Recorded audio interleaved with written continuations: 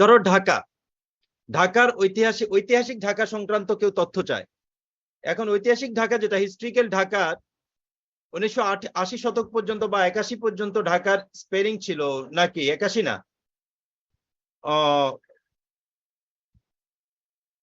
এরশাদের আমলের আগ পর্যন্ত সম্ভবত DACCA ছিল নাকি জিয়ার আমল পর্যন্ত? তোমাদের মনে আছে কারো? স্যার এরশাদ এসে মনে চেঞ্জ করছে। হ্যাঁ, কত সনে? স্যার এরশাদ এসে চেঞ্জ করছে। হ্যাঁ, রাইট। আচ্ছা আচ্ছা, ঠিক আছে, আমি কনফিউজড হয়ে গেছিলাম। এরশাদ এসে চেঞ্জ করছে এটাকে। এরশাদের আমলের আগ পর্যন্ত সেটা ছিল DACCA। তাহলে ঢাকার হিস্ট্রি সম্পর্কে কেউ যদি আলোচনা করতে চায়, ঢাকার হিস্ট্রি সম্পর্কে কেউ জানতে চায় বা গবেষণা করতে চায়, তাহলে তাকে অবশ্যই পূর্ববর্তী যে সকল ডকুমেন্ট গুলো আছে সেই ডকুমেন্ট গুলো তাকে স্টাডি করতে হবে। আর ওই ডকুমেন্টে ঢাকার স্পেলিং ছিল DACCA, রাইট? কিন্তু পরবর্তীতে এরশাদের আমল থেকে শুরু করে এ পর্যন্ত DHAKA। ঢাকার হিস্ট্রি যত কিছু লেখা হয়েছে বা ঢাকা সংক্রান্ত যা লেখা হয়েছে DHAKA ঢাকা। এখন ধরো ঢাকার উপরে যদি আমি গবেষণা করতে চাই, তাহলে আমার DHAKA দিয়ে যে ঢাকা সংক্রান্ত যে তথ্যগুলো আছে এটাও দরকার, DACCA দিয়েও আমার কি তথ্য দরকার। আমি কি বুঝাতে পারছি? জি স্যার। দুইটাই দরকার। কিন্তু এখন আমার জানা নাও থাকতে পারে DACCA, আমি বর্তমান প্রজন্মে DACCA এই স্পেলিং এ ঢাকা ছিল, আমার এটা নাও তো জানা থাকতে পারে, রাইট? জি স্যার। তাহলে আমার জন্য কি করা, এই ধরনের রেফারেন্স এন্ট্রি আমার জন্য ক্যাটালগ কার্ড যেমন আছে, রেফারেন্স এন্ট্রি তৈরি করে রাখা। আমি যদি DHAKA এটা আমার মনে আছে, এটা দিয়ে যখন সার্চ করবো তখন আমাকে ওখানে রেফারেন্স থেকে আরেক জায়গায় ইন্ডিকেট করে দিবে যে তুমি যদি জানতে চাও তাহলে সি অলসো DACCA। তুমি যদি ঢাকা সংক্রান্ত আরো কিছু জানতে চাও তাহলে DACCA দিয়ে সার্চ করে দেখো, এই স্পেলিং এর উপরেও কিন্তু তথ্য আছে। আমি কথা কি বুঝাতে পারছি? জি স্যার। জি স্যার। আচ্ছা, তাহলে এই সকল ক্ষেত্রে আরো বিভিন্ন ক্ষেত্রে সাধারণত ক্রস রেফারেন্স এন্ট্রি গুলো হয়ে থাকে। তার মানে আমাকে এক স্থান থেকে একটা ইনফরমেশন থেকে আরেকটা ইনফরমেশন আমাকে ডিরেক্ট করে দিচ্ছে, বাইপাস করে দিচ্ছে, ঠিক আছে? তার মানে আমি যা জানতে চাচ্ছি এই সংক্রান্ত যদি আরো কিছু জানতে চাই, আরো অথেন্টিক ইনফরমেশন পেতে চাই, তাহলে আমাকে আরেক জায়গায় স্থানে রেফার করে দিচ্ছে। যদি এই রেফারেন্সটুকু না দিত তাহলে হয়তো আমার জানা থাকতো না DACCA দিয়েও ঢাকা আছে। কথা ক্লিয়ার? জি স্যার। Everybody clear? জি স্যার। আচ্ছা, তাহলে আমরা বুঝি এখন ক্রস রেফারেন্স হচ্ছে কি এর নোটেশন, এমন কিছু sign and symbol or direction অথবা নির্দেশনা at one place as in a book or filing system, আচ্ছা যাই হোক না কেন, at one place to pertinent information to another place. Cross reference হচ্ছে এমন ধরনের কিছু নোটেশন বা এমন ধরনের কিছু ডিরেকশন। তোমরা কি CS list of subject heading দেখেছো? না sir. CS list of subject headings, আচ্ছা আমি একটু দেখি আমার এখানে আছে কিনা CS list of subject headings. আমার এখানে থাকার কথা।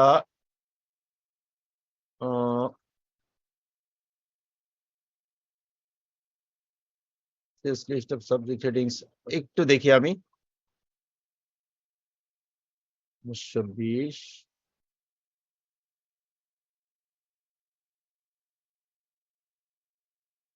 আচ্ছা, এটা পাচ্ছি না এখন খুঁজে এটা। হ্যাঁ, এই যে পাওয়া গেছে। একটু জাস্ট এটা তোমাদের লাগবে, এটা কোনো এক লেকচারের মধ্যে আমি আনবো ইনশাল্লাহ। আর 7 সেমিস্টারে তো এটা লাগবেই।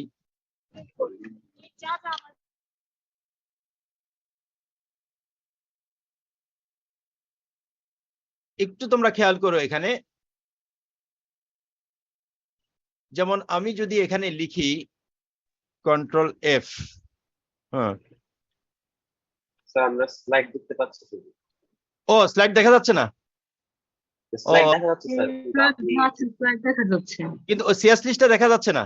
জি স্যার, স্যার। আগের টাই দেখা যাচ্ছে। মানে আমি যে সিএস লিস্ট ওপেন করলাম এটা দেখতে পাচ্ছ না? না স্যার। ও আচ্ছা আচ্ছা, আচ্ছা এটা দেখতে পাচ্ছ না কেন? এটা তো দেখার কথা, কারণ আমি তো ইয়েতেই আছি, স্ক্রিন শেয়ারিং এ আছি। স্যার এটা থেকে বের হয়ে আবার দিতে হয় মেবি। আবার দিতে হবে? আচ্ছা স্লাইডটা মিনিমাইজ করলে হবে স্যার। আচ্ছা, এখন দেখা যাচ্ছে? না স্যার, আগের স্লাইডে দেখা যাচ্ছে। আচ্ছা, ঘটনা কি তাহলে?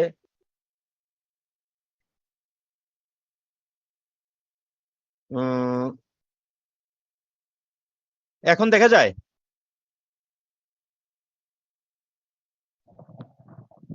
না দেখা স্যার যায়? দেখা যায়। আজব কথাবার্তা। কোনো ঝামেলা নিশ্চয় হয়েছে, কোনো ঝামেলা হয়েছে তে। এবার জি স্যার জি স্যার দেখা আচ্ছা আচ্ছা, কিন্তু এটা তো যতগুলো স্ক্রিন আমি ওপেন করার কথা ততগুলি দেখার কথা। এখানে এখানে দেখো এই যে বার্ডস লেখা আছে। হ্যাঁ, আমি বার্ডস দিয়ে সার্চ করলাম, এই যে বার্ডস চলে গেল। হ্যাঁ আচ্ছা আছে, এই যে দেখো বার্ডস লেখা আছে, ঠিক আছে।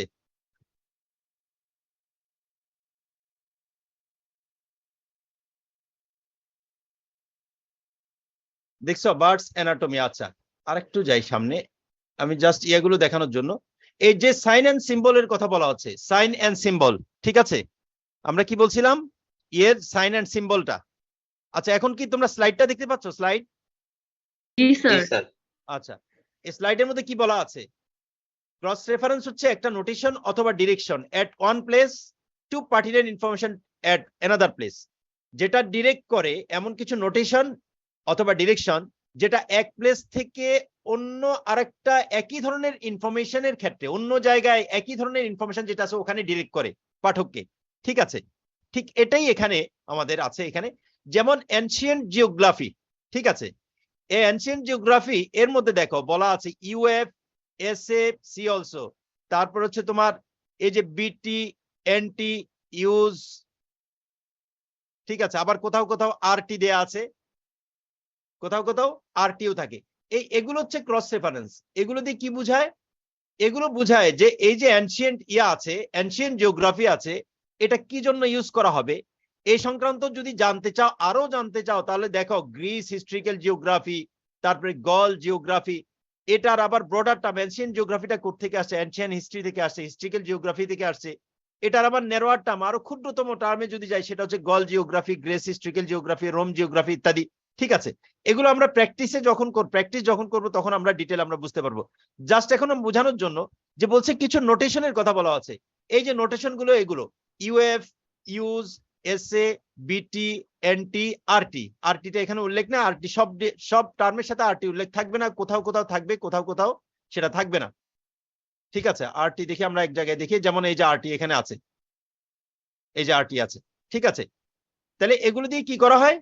এগুলো দিয়ে করা হয় হচ্ছে একটা জায়গা থেকে অন্য আরেক জায়গায় একই ধরনের ইনফরমেশনের ডিরেকশন প্রদান করে। এক জায়গা থেকে ইউজারকে অন্য আরেক জায়গায় পাঠিয়ে দেয়, আরেক জায়গায় ডিরেক্ট করে, যেখানে একই ধরনের পার্টিনেন্ট ইনফরমেশন পাওয়া যায়। কথা কি ক্লিয়ার? জি স্যার। এই যে এই কথা এখানে বলা আছে, a cross reference allows user to link to other documents of the same subject matter। একই সাবজেক্ট ম্যাটারের উপরে অন্য যে ডকুমেন্ট আছে ওখানে ইউজারকে লিংক প্রদান করে, ঠিক আছে। এই ক্রস রেফারেন্স সাধারণত দুই ধরনের হয়, একটা হচ্ছে সি রেফারেন্স আর আরেকটা হচ্ছে সি অলসো রেফারেন্স। কয় ধরনের হয় ক্রস রেফারেন্স? দুই ধরনের হয়। দুই ধরনের। এক নাম্বার হচ্ছে সি রেফারেন্স আর আরেকটা হচ্ছে কি? See also reference. See also reference. একটা সি রেফারেন্স আর একটা সি অলসো রেফারেন্স। আচ্ছা, এখন একটু আমরা পেছনে যাই। এখানে দুইটা বিষয় আমাদের বুঝতে হবে, একটা হচ্ছে অথরাইজড সাবজেক্ট হেডিং আর আরেকটা হচ্ছে unauthorised subject heading. Authorised subject হচ্ছে প্রিফার্ড টার্ম আর আনঅথরাইজড হচ্ছে আনপ্রিফার্ড টার্ম, ঠিক আছে। আনঅথরাইজড হেডিং, অথরাইজড হেডিং কোনগুলো? অথরাইজড হেডিং হচ্ছে আমরা সাধারণত সিএস লিস্ট থেকে যে আমরা বলে আসছিলাম যে translate the conceptual heading into actual heading, এরকম পড়ে আসছি না? অ্যাকচুয়াল হেডিংটা আমরা কোত্থেকে নিব? CS list of subject heading থেকে আমরা সাধারণত কি করি? অ্যাসাইন করি। কি মনে আছে তোমাদের? আমরা বইয়ের সাবজেক্ট ম্যাটারটা যখন থিওরিটিক্যালি নির্ধারণ করি, করার পর ওইটাই কি ক্যাটালগে আমরা বসাই দেই, নাকি সেটাকে ভেরিফাই করে তারপরে ভেরিফাইড হেডিংটাকে আমরা ক্যাটালগ কার্ডে বসাই? কোনটা? স্যার ভেরিফাই করে ভেরিফাইড হেডিংটা কি বসে? তাহলে এই ভেরিফাইটা করি কোথায়? CS list of subject heading এ গিয়ে আমরা ভেরিফাই করি। ভেরিফাই করে কিছু শর্ত সাপেক্ষ শর্ত যদি পাওয়া যায়, তাহলে সেই হেডিংটা নিয়েই আমরা ক্যাটালগ কার্ডে বসাই। এই যে শর্ত সাপেক্ষে ভেরিফাইড হেডিংটা বসাইলাম, এই ভেরিফাইড হেডিংটাকে যে সিলেক্ট করলাম, এই ভেরিফাইড হেডিংটাকেই বলা হয় অথরাইজড হেডিং অথবা প্রিফার্ড টার্ম। কথা কি ক্লিয়ার? জি স্যার। যে হেডিংটাকে ফাইনালাইজ করা হলো ক্যাটালগ কার্ডে বসানোর জন্য কোন সাবজেক্ট ম্যাটারের উপরে, সেই হেডিংটাই হচ্ছে প্রিফার্ড টার্ম অথবা ভেরিফাইড হেডিং, অথরাইজড হেডিং বা ভেরিফাইড হেডিং। কথা ক্লিয়ার? আর আনঅথরাইজড হেডিং হচ্ছে ওই বিষয়ের জন্য বইটাকে স্ক্রুটিনি করে সাবজেক্ট ম্যাটার অ্যানালাইসিস করে আমি যে হেডিংটা মৌখিকভাবে বা থিওরিটিক্যালি নির্ধারণ করলাম নিজ থেকে, আমার মনে হচ্ছে যে বইটা এই বিষয়ের সাথে জড়িত, এই যে এই বিষয়ের সাথে জড়িত বিষয়বস্তু যে আমি নির্ধারণ করলাম হেডিং এর মাধ্যমে, এটা হচ্ছে আনঅথরাইজড হেডিং। আর এই বিষয়বস্তু অনুযায়ী যখন ভেরিফাই করে আমি একটা হেডিংকে বা একাধিক হেডিংকে সিলেক্ট করলাম, তখন সেটা হচ্ছে অথরাইজড হেডিং। কথা ক্লিয়ার? জি স্যার। তাহলে একটা হচ্ছে অথরাইজড আর আরেকটা হচ্ছে আনঅথরাইজড। ঠিক আছে, আনঅথরাইজড হেডিং কোনটা? যেটা সাবজেক্ট ম্যাটারকে আমি অ্যানালাইসিস করে প্রাথমিকভাবে নির্ধারণ করলাম, সেটাকে এখনো জাস্টিফাই বা ভেরিফাই করা হয়নি, সেটা হচ্ছে আনঅথরাইজড হেডিং। আর অথরাইজড হেডিং কোনটা? এই যে প্রাথমিকভাবে নির্ধারণ করার পর ওইটাকে ভেরিফাই করার জন্য CS list of subject heading বা Library of Congress subject heading এ গিয়ে ভেরিফাই করে নিলাম, জাস্টিফাই করে সেখান থেকে একটা হেডিংকে আমি সিলেক্ট করলাম, তাহলে সেটাই হচ্ছে কি আমার অথরাইজড হেডিং অথবা প্রিফার্ড টার্ম। কথা ক্লিয়ার? জি স্যার। হ্যাঁ, সবাই বুঝতে পারছো? জি স্যার। আচ্ছা, তাহলে এখানে বলা হচ্ছে ক্রস রেফারেন্স হচ্ছে দুই ধরনের, একটা হচ্ছে সি রেফারেন্স আর আরেকটা হচ্ছে সি অলসো রেফারেন্স। একটা হচ্ছে কি সি রেফারেন্স আর আরেকটা হচ্ছে সি অলসো রেফারেন্স। সি রেফারেন্সের মধ্যে আনঅথরাইজড হেডিং থেকে ইউজারকে অথরাইজড হেডিং এর মধ্যে পাঠিয়ে দেওয়া হয়। কি করে সি রেফারেন্স? কি করে একটা আনঅথরাইজড হেডিং থেকে ইউজারকে অথরাইজড হেডিং এর দিকে রেফার করে। ঠিক আছে, কি করে বলতো সি রেফারেন্স দিয়ে? আনঅথরাইজড হেডিং থেকে একটা অথরাইজড হেডিং এর দিকে ইউজারকে হচ্ছে নির্দেশনা প্রদান করে। আর সি অলসো রেফারেন্স দিয়ে তোমার অথরাইজড হেডিং থেকে আরেকটা অথরাইজড হেডিং এর মধ্যে সে রেফার করে। সি অলসো রেফারেন্স দিয়ে কি করা হয়? একটা অথরাইজড হেডিং থেকে আরেকটা অথরাইজড হেডিং এ রেফার করে। কথা কি বুঝে আসছে?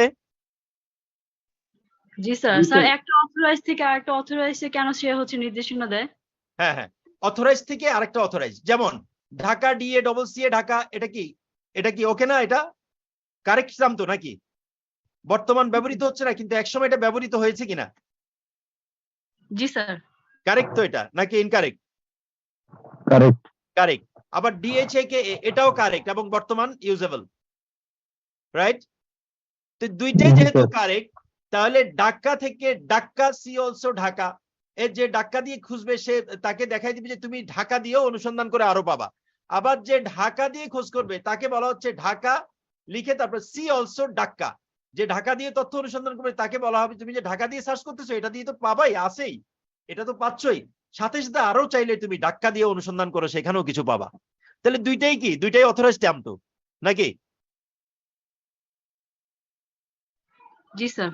আচ্ছা, এখন ধরো আরেকটা হেডিং আনঅথরাইজড টার্ম, ধরো birds singing birds of Bangladesh. এখন সিঙ্গিং বার্ডস অফ বাংলাদেশ সরাসরি আমাদের কোথায় কোনো প্রিফার্ড টার্ম বা কোনো অথরাইজড হেডিং নাই। কোথায়? সিএস লিস্টের মধ্যে সিঙ্গিং বার্ডস নিয়ে কোনো ধরনের অথরাইজড হেডিং নাই। এতটুকু বুঝতে পারছো? সিঙ্গিং বার্ডস, আমার বইয়ের নাম হচ্ছে কি সিঙ্গিং বার্ডস অফ বাংলাদেশ। বাংলাদেশে যে গানের পাখি আছে, অন্যান্য সব পাখি না, গানের পাখি দিয়ে লেখা। এখন কিন্তু সিঙ্গিং বার্ডস নিয়ে কোনো ধরনের অথরাইজড টার্ম নাই। তাহলে কি এটা এই সিঙ্গিং বার্ডস, এটা যে আমি টার্মটা নির্ধারণ করলাম, এটা যদি না পাওয়া যায় সিএস লিস্টে, আমি কি ব্যবহার করতে পারবো ক্যাটালগ কার্ডে? না স্যার। আমরা ওই যে আমরা সাবহেডিং ব্যবহার করছিলাম, মনে আছে? সাবহেডিং কোথায়? মোর স্পেসিফাই করার জন্য, স্পেসিফিসিটির মধ্যে আমরা পড়ে আসছি কোন ব্রডার টার্মকে স্পেসিফাই করে কিভাবে। তার মধ্যে একটা পদ্ধতি হচ্ছে কি সাবহেডিং করা। ঠিক আছে, একটা হেডিংকে কি করা? সাবহেডিং করা। ঠিক আছে না? জি স্যার। সাবহেডিং দিয়ে স্পেসিফাই করে নেয়া। ঠিক আছে, আচ্ছা, তাহলে এখানে যদি সিঙ্গিং বার্ডস অফ বাংলাদেশ হয়, এখন সিঙ্গিং বার্ডস নিয়ে কোনো হেডিং নাই। এখন সিঙ্গিং বার্ডস নিয়ে যদি হেডিং না থাকে, এখন কি করা যাবে? শুধু বার্ডস দিয়ে যদি আমি করি, যদি ধরো সাপোজ বার্ডস অফ বাংলাদেশ নামক হেডিং আছে, বার্ডস অফ বাংলাদেশ নামক হেডিং আছে, এখন বার্ডস অফ বাংলাদেশ দিয়ে যদি আমি হেডিং তৈরি করি, তাহলে কি হবে বিষয়টা বলো তো? এটা কি বুঝাবে? শুধু সিঙ্গিং বার্ড বুঝাবে না বাংলাদেশের সব পাখি বুঝাবে? হ্যাঁ স্যার। স্যার বাংলাদেশের সব পাখি বুঝবে।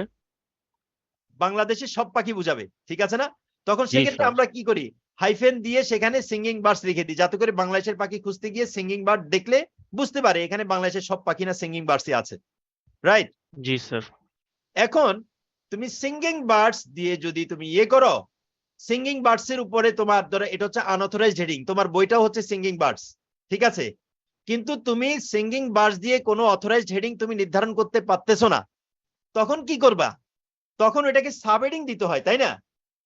এটাকে সাবহেডিং রাখতে হয়, কিন্তু বার্ডস অফ বাংলাদেশ যেহেতু মেইন হেডিং আছে ওইটাকে হেডিং এ রাখতে হয়, right or wrong? G sir. Right sir. Right. তো বার্ডস অফ বাংলাদেশ যদি মেইন হেডিং এ থাকে, আমি যখন অ্যালফাবেটিক্যালি অ্যারেঞ্জ করব তখন বার্ডস অফ বাংলাদেশ দিয়েই তো সেটা অ্যারেঞ্জমেন্টে চলে আসবে, ঠিক আছে না? ঠিক আছে। জি স্যার। আচ্ছা, তাহলে এখন যখন আমি রেফারেন্স করব, আমি গানের পাখি, বাংলাদেশের গানের পাখি খুঁজতেছি, তাহলে আমি খুঁজতেছি ধরো সিঙ্গিং বার্ডস নিয়ে, এখন সিঙ্গিং বার্ডস নিয়ে কোনো হেডিং নাই, প্রিফার্ড হেডিং নাই, তখন এই ক্ষেত্রে সিঙ্গিং বার্ডস দিয়ে যে অনুসন্ধান করবে তাকে বলা হবে সি বার্ডস অফ বাংলাদেশ, ঠিক আছে? সিঙ্গিং বার্ডস অফ বাংলাদেশ খুঁজতেছি, তাকে বলা হবে সি বার্ডস অফ বাংলাদেশ। তুমি বার্ডস অফ বাংলাদেশ দিয়ে খুঁজো, সেখানে গিয়ে দেখো ওই বইটার ভিতরেই কিন্তু সিঙ্গিং বার্ডস আছে। কথা বুঝে আসছে? কারণ বার্ডস অফ বাংলাদেশ দিয়ে যখন খুঁজবে, বার্ডস অফ বাংলাদেশের সামনে তখন ক্যাটালগার অলরেডি হাইফেন দিয়ে সিঙ্গিং বার্ডস কিন্তু লিখে রাখছে আগেই। কথা বুঝাতে পারছি? জি স্যার। আচ্ছা, তাহলে আমরা বুঝলাম যে একটা হচ্ছে অথরাইজড টার্ম আর একটা হচ্ছে আনঅথরাইজড টার্ম, ঠিক আছে?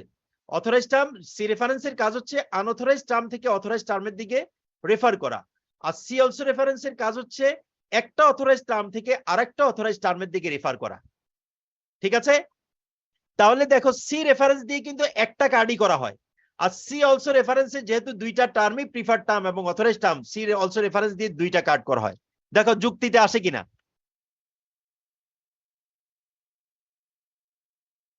দেখো বুঝতে পারছো কিনা? সি রেফারেন্স দিয়ে ক্যাটালগ কার্ড করা হয়, রেফারেন্স কার্ড একটা, কারণ আনঅথরাইজ থেকে অথরাইজডে গেছে, আর সি অলসো দিয়ে দুইটা, কারণ যে দুইটা টার্ম দুইটাই কিন্তু অথরাইজ টার্ম, এজন্য ঢাকা সি অলসো ঢাকা, আবার ঢাকা সি অলসো ঢাকা। বুঝতে পারছো কিনা? দেখো, জি স্যার। বুঝতে পারছো? তাহলে সি অলসো দিয়ে কয়টা রেফারেন্স কার্ড করা হয়? দুইটা। কারণ কি, যদি পরীক্ষা আসে কারণ কি, কি কারণে দুইটা করা হয়? স্যার দুইটাই তো আমার অথরাইজড টার্ম। দুইটাই হচ্ছে অথরাইজড টার্ম অথবা প্রিফার্ড টার্ম, দুইটাই কি অথরাইজড টার্ম অথবা প্রিফার্ড টার্ম, দুইটাই সিএস লিস্টের মধ্যে পাওয়া যায়। আর সি রেফারেন্স দিয়ে কি করা হয়? আনঅথরাইজড টার্ম থেকে অথরাইজড টার্মের দিকে রেফার করা হয়। সেখানে কয়টা রেফারেন্স কার্ড হয় সি রেফারেন্সের জন্য? একটা কার্ড করা হয় সি রেফারেন্সের জন্য, একটা কার্ড করা হয়, কারণ সেটা আনঅথরাইজ থেকে অথরাইজড টার্মের দিকে সেটা করা হয়। যদি ডবল যদি হয়তো, দুইটাই যদি অথরাইজড হইতো, তাহলে তো এটা সি অলসোই হয়ে যাবে। কথা ক্লিয়ার? জি স্যার। আচ্ছা, এখন আমরা সামনে আসি। তাহলে প্রথমত আসে see reference. See reference that refers the users from enter term in non preferred heading, মানে আমরা বলছি একটা প্রিফার্ড বা অথরাইজড টার্ম, আরেকটা হচ্ছে নন প্রিফার্ড বা আনঅথরাইজড টার্ম, ঠিক আছে? তো সি রেফারেন্স কাজ হচ্ছে রেফার করা ইউজারকে একটা unauthorised term to an alternative heading which is preferred. তার মানে কি, টু the preferred term, তার মানে that refers the user from an unauthorized term to the preferred term, ঠিক আছে?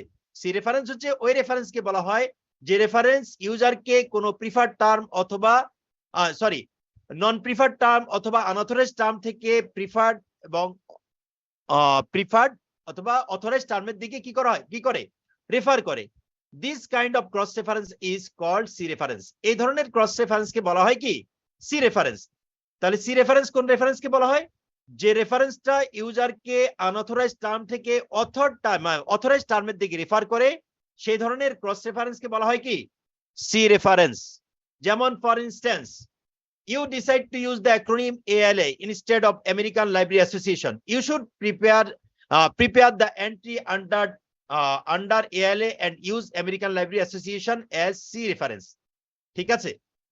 যখন তুমি করবা, ধরো সিএস লিস্টে গেলা, সেখানে ALA দিয়ে কোনো টার্ম তুমি পাচ্ছ না, সাপোজ ALA দিয়ে কোনো টার্ম তোমার পাচ্ছ না, কিন্তু সেখানে আমেরিকান লাইব্রেরি অ্যাসোসিয়েশন দিয়ে টার্মটা আছে, তার ব্রিফ টার্মটা নাই, তার অ্যাব্রিভিয়েট টার্মটা নাই।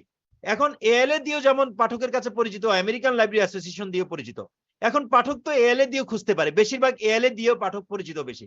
এখন পাঠক যখন ALA দিয়ে খুঁজবে, তখন পাঠককে রেফার করে দিবে। ALA যখন অনুসন্ধান করবে, তাহলে যে কার্ডটা সাথে তার সামনে আসবে, তখন তাকে বলা হবে সি আমেরিকান লাইব্রেরি অ্যাসোসিয়েশন। তুমি যে ALA দিয়ে খুঁজতেছো, এটা ALA দিয়ে তুমি পাবা না, বরং আমেরিকান লাইব্রেরি অ্যাসোসিয়েশন দিয়ে খুঁজো, তাহলে সেখানেই তুমি তথ্য পাবা। কথা বুঝে আসছে? জি স্যার। আচ্ছা, remember for a C reference one reference card is made and for a C also reference two reference cards are made. এটা তো আমরা বলেই আসছি, ঠিক আছে? এবার আসি নেক্সট, C also reference। কখন কখন C also referenceটা ব্যবহার করা হয়? If two different expressions or terms or names are used equally in the catalogs for the same subject matter, যদি একই সাবজেক্ট ম্যাটারের উপর একাধিক টার্ম ব্যবহার করা হয় ক্যাটালগ কার্ডের মধ্যে, সাবজেক্ট ম্যাটার এক কিন্তু টার্ম ব্যবহার করেছে একাধিক, যত ধরনের টার্মই ব্যবহার করা হচ্ছে সবগুলোই হচ্ছে অথরাইজড টার্ম, সবগুলোই ভ্যালিড টার্ম, ঠিক আছে? কিন্তু বিভিন্ন সময় বিভিন্ন ধরনের টার্ম ব্যবহার করা হয়েছে। এখন পাঠক তো হয়তো, যেমন পাঠক হয়তো অর্গানাইজেশন এস এ দিয়ে অনুসন্ধান করবে অথবা অর্গানাইজেশন জেড এ দিয়ে অনুসন্ধান করবে, দুইটাই ক্যাটালগ কার্ডের মধ্যে আছে। আবার COLOR দিয়েও সে তথ্য অনুসন্ধান করতে পারে, COLOUR দিয়েও অনুসন্ধান করতে পারে, ক্যাটালগ LOGA দিয়ে অনুসন্ধান করতে পারে, LOGU দিয়েও অনুসন্ধান করতে পারে, লেবার LABUR দিয়েও করতে পারে, LABUR দিয়েও করতে পারে, ঠিক আছে? ঢাকা DHAK দিয়েও করতে পারে, DACC দিয়েও করতে পারে, CCA দিয়েও করতে পারে। তাইলে two different expressions, terms or names are used equally in the catalogs for the same subject matter, যদি একই সাবজেক্ট ম্যাটারের উপরে ক্যাটালগ কার্ডের মধ্যে ভিন্ন ভিন্ন শব্দ ব্যবহার করা হয়ে থাকে, প্রত্যেকটা টার্মই অথরাইজড টার্ম এবং প্রত্যেকটা টার্মই ভ্যালিড টার্ম, কিন্তু একই বিষয়কে প্রকাশ করে, it is necessary to refer the users to both terms. তখন এসেনশিয়াল হয়ে পড়ে, তখন মানে প্রয়োজন হয়ে পড়ে ইউজারকে উভয় টার্মের দিকে ডিরেক্ট করা ক্যাটালগারের কি প্রয়োজন হয়ে পড়ে, কারণ ইউজার যদি একটা টার্ম সম্পর্কে জানে ওইটা দিয়ে সার্চ করবে, কিন্তু এই বিষয়বস্তুর উপর যে আরেকটা টার্ম দিয়েও অনেকগুলো বই রয়ে গেছে, তাহলে ওই বইগুলো পাঠক জানবে না, ওই বইগুলো সম্পর্কে পাঠকের কি ধারণাই থাকবে না। এই জন্য পাঠককে দুইটা টার্মের সাথেই পাঠককে কি করতে হবে, দুইটা টার্মের দিকে পাঠককে ডিরেক্ট করতে হবে, রেফার করতে হবে। such references are called C also references। আমি কি বুঝাতে পারছি? যদি ক্যাটালগ কার্ডে একই সাবজেক্ট ম্যাটারের উপরে একাধিক শব্দ ব্যবহার করা হয়ে থাকে, একাধিক টার্ম বা এক্সপ্রেশন বা নেম ব্যবহার করা হয়ে থাকে, তাহলে পাঠককে উভয় টার্মের দিকেই পাঠককে ডিরেক্ট করতে হয়, রেফার করতে হয়, কারণ উভয়টাই ভ্যালিড টার্ম। পাঠক যদি একটা টার্ম সম্পর্কে জানে আরেকটা টার্ম নাও জানতে পারে, না জানলে সমস্যা হবে কি, পাঠক ওই টার্ম দিয়ে যে তার সাবজেক্ট ম্যাটারের উপরে তথ্য রয়ে গেছে, পাঠকের না জানা থাকার কারণে ওই বইগুলো পাঠকের ব্যবহারের কি ব্যবহারে আসবে না, পাঠক সেটা ব্যবহার করতে পারবে না। বুঝে আসছে? তখন দুইটা টার্মের দিকেই যখন পাঠককে ডিরেক্ট করা হয়, পাঠক দুই টার্ম সম্পর্কেই জানবে, দুই টার্ম দিয়ে পাঠক সার্চ করবে, সার্চ করে এই বিষয়বস্তুর উপর সকল ডকুমেন্ট সে কি নিতে পারবে, ব্যবহার করতে পারবে। এই ধরনের রেফারেন্সকে কি বলা হয়? C also reference। আশা করি বুঝতে পারছো সবাই। আচ্ছা, তাহলে ফর ইনস্টেন্স আমরা এখানে বলছি, যেমন if Dhaka is previously known as Dhaka, the historical document related to Dhaka R available on both the term. তাহলে হিস্ট্রিক্যাল ডকুমেন্ট যদি ঢাকা সংক্রান্ত হিস্ট্রিক্যাল ডকুমেন্ট যদি খুঁজতে চায়, পেতে চায়, তাহলে ঢাকা দিয়েও যেমন অ্যাভেলেবল তথ্য আছে, ঢাকা দিয়েও তদ্রূপ অ্যাভেলেবল তথ্য আছে। So the reference should be made as the following. সুতরাং ঢাকার ঐতিহাসিক ঢাকা সম্পর্কে কেউ যদি জানতে চায়, তাহলে দুইটাই যেহেতু ভ্যালিড টার্ম, পাঠককে দুই জায়গাতেই পাঠককে রেফার করতে হবে, যেটা আমরা আগেই বলে আসছি। তাহলে কেউ যদি ঢাকা দিয়ে অনুসন্ধান করে ঢাকা, তাহলে রেফারেন্স কার্ডের মধ্যে বলা থাকবে সি অলসো ঢাকা। তাহলে পাঠক জানবে কি, এই ঢাকা দিয়ে যতগুলো ডকুমেন্ট আছে এটা তো আমি পেলামই, তাহলে ঢাকা দিয়ে অনুসন্ধান করি, তাহলে আরো ডকুমেন্ট পাবো। আবার যে ঢাকা দিয়ে অনুসন্ধান করতেছে, সে চিন্তা করবে ঢাকা দিয়ে যে ডকুমেন্ট গুলো পাইলাম সেটা তো পাইলামই, কিন্তু এই সংক্রান্ত হিস্ট্রিক্যাল আরো তথ্য রয়ে গেছে, যেটা ঢাকা দিয়ে অনুসন্ধান করলে আমি অনেকগুলো তথ্য পেতে পারি। কথা ক্লিয়ার? জি স্যার। তাহলে কখন কখন সি অলসো রেফারেন্সটা প্রয়োগ করা হয়? ইন কেস, প্রথম case, in case of change the name of the country. যদি কখনো কোনো কান্ট্রির নাম চেঞ্জ হয়ে যায়, আগে এক নাম ছিল পরবর্তীতে ভিন্ন নাম হয়ে যায়, ঠিক আছে? কোন জায়গার নাম বা কোনো কান্ট্রির নাম যদি আগে একরকম ছিল কিন্তু এখন যদি ভিন্ন নাম হয়ে যায়, জায়গার নাম বা কান্ট্রির নাম, রিজিয়নের নাম, যেমন ঢাকারটা আমরা উদাহরণ দিলাম, একইভাবে আমরা যদি উদাহরণ দিই সাইলুন বা সিলুন যাই বলি, for instance changed its names in 1972 to Sri Lanka. Sri Lanka, বর্তমান শ্রীলঙ্কা 1972 সনে সেটা ছিল, 72 সনে চেঞ্জ হয়ে শ্রীলঙ্কা হয়েছে, 72 এর পূর্বে সেটা ছিল কি সাইলুন বা সিলুন যেটা বলি সেটা, ঠিক আছে ছিল। কিন্তু 1972 সনে সেটা শ্রীলঙ্কা রূপ ধারণ করছে। এখন ঐতিহাসিক শ্রীলঙ্কার যদি আদি ডকুমেন্ট সম্পর্কে, শ্রীলঙ্কার আদি ইতিহাস সম্পর্কে যদি জানতে চাই, তাহলে আমাকে যেমন সাইলুন দিয়েও সার্চ করে তথ্য নিতে হবে, কারণ আগে যে সাইলুন দিয়ে যে তথ্যগুলো আসছে সেই সাইলুন তো নাম তো পরিবর্তন করা যাবে না। কি পরিবর্তন করা যাবে বইয়ের মধ্যে, ডকুমেন্টের মধ্যে? না স্যার। তাহলে বর্তমান 72-এর পরে যেগুলো আসছে সেগুলো শ্রীলঙ্কা দিয়ে লেখা, সেটা সম্পর্কে আমরা জানবো। আর ঐতিহাসিক তথ্য সম্পর্কে জানলে সিলন দিয়ে আমাকে অনুসন্ধান করতে হবে। তাহলে দুইটাই কিন্তু ভ্যালিড টার্ম। তাহলে পাঠক যদি শ্রীলঙ্কার উপরে গবেষণা করতে চায়, ঐতিহাসিক শ্রীলঙ্কার উপর গবেষণা করতে চায়, তার দুইটা সম্পর্কেই তার জানতে হবে। অতএব শ্রীলঙ্কা দিয়ে যেমন কার্ড তৈরি করতে হবে, সিলন দিয়েও তার কার্ড তৈরি করতে হবে। ঠিক আছে? যেমন এই যে সিলন, সি অলসো শ্রীলঙ্কা। আবার যে শ্রীলঙ্কা দিয়ে সার্চ করবে সে দেখবে শ্রীলঙ্কা, সি অলসো সিলন দিয়েও সে ডকুমেন্ট পাবে। কথা কি বুঝে আসছে? জি স্যার। সবাই বুঝতে পারছো? তাহলে first case, see also reference কখন ব্যবহার করা হয়? যদি কখনো কোনো দেশের নাম আগে এক নাম ছিল, পরবর্তীতে সেটা পরিবর্তন হয়ে গেছে, বা কোনো স্থানের নাম বা কোনো অঞ্চলের নাম আগে একরকম ছিল কিন্তু বর্তমানে অন্য নাম ধারণ করেছে, পরিবর্তন হয়ে গেছে, তাহলে এই সকল ক্ষেত্রে সি অলসো রেফারেন্স দিয়ে সেখানে দুইটা নামেই কি করতে হবে? ডবল কার্ড করতে হবে। এক। দুই number, if the institutions known under two names, যদি এমন হয় কোন প্রতিষ্ঠান দুইটা নামে পরিচিত, ডুয়েল নাম ধারণ করে, ঠিক আছে, কোন প্রতিষ্ঠান দুইটা নাম ধারণ করে, দুইটা নাম সে ব্যবহার করে থাকে। কথা কি বুঝাতে পারতেছি? জি কোন স্যার। প্রতিষ্ঠান যদি দুইটা নামই ব্যবহার করে থাকে, একই সময় দুই নাম ব্যবহার করে, কখনো এই নাম কখনো এই নাম, দুই নামে পরিচিত, ঠিক আছে, সেই ক্ষেত্রে তাহলে পাঠক কি করতে হবে? পাঠক যদি ওই বিষয়ের উপরে বা ওই প্রতিষ্ঠানের উপর গবেষণা করতে চায়, প্রতিষ্ঠানের তথ্য চায়, তাহলে যেহেতু দুই নামেই সে তথ্য বের করে, তথ্য প্রডিউস করে, তাহলে দুইটা নামই তো তার জানতে হবে অবশ্যই। Right or wrong? G sir, জানতে হবে। দুইটা নামই জানতে হবে। এই ক্ষেত্রে প্রতিষ্ঠান- দুইটা নাম, হ্যাঁ, এই ক্ষেত্রে দুইটা নাম যেহেতু জানতে হবে, এই জন্য দুইটা নামই তাকে রেফারেন্স কার্ড তৈরি করতে হবে। যেমন international bank for reconstruction and development, IBRD, as written on the title page. There may be some users who only remember that the document they are looking for has been published by the World Bank. মানে world ব্যাংকের আরেকটা নাম হচ্ছে international bank for reconstruction and development, সংক্ষেপে IBRD। বুঝে আসছে? তাহলে যেমন ওয়ার্ল্ড ব্যাংক বলা হয়, তদ্রূপ এটাও বলা হয়, IBRDও সেটাকে বলা হয়। তার মানে দুইটা নামই বহুল পরিচিত, দুইটা নামই ব্যবহার করা হয়, ভ্যালিড নাম দুইটাই ব্যবহার করা হয়। এখন পাঠক যদি ওয়ার্ল্ড ব্যাংকের উপর রিসার্চ করে, পাঠককে দুইটা টার্ম সম্পর্কেই পাঠককে জানতে হবে। কিন্তু পাঠক হয়তো একটা জানে, যে IBRD জানে সে ওয়ার্ল্ড ব্যাংক জানে না, যে ওয়ার্ল্ড ব্যাংক জানে সে IBRD জানে না। এই জন্য পাঠককে জানানোর জন্য যে যেটাই জানুক না কেন, তাকে পরবর্তীটা সম্পর্কে তাকে পরবর্তী দিকে অন্য আরেকটা প্রিফার্ড টার্ম বা অথরাইজড টার্মের দিকে রিফার করা হয়, যেটাও ব্যবহৃত হয় ওই বিষয়বস্তুকে প্রকাশ করার জন্য। কথা কি বুঝে আসছে? জি স্যার। আচ্ছা, তাহলে আমরা কয়টা পেলাম? দুই জায়গা পেলাম যে সি অলসো রেফারেন্স ব্যবহার করা হয় দুই ক্ষেত্রে। যদি কোনো কান্ট্রির নাম, কোনো দেশের নাম, কোনো অঞ্চলের নাম, কোনো স্থানের নাম আগে এক নাম ছিল, পরবর্তীতে অন্য নাম ধারণ করেছে, সেই ক্ষেত্রে উভয় নামেই কি করা হয়? সি অলসো রেফারেন্স কার্ড তৈরি করতে হয়। দুই নাম্বার হচ্ছে, কোনো প্রতিষ্ঠান যদি ডবল নাম ধারণ করে, একই সময়ে দুইটা নামে পরিচিত হয়, তাহলে সেক্ষেত্রে উভয় নামেই সি অলসো রেফারেন্স কার্ড তৈরি করতে হয়।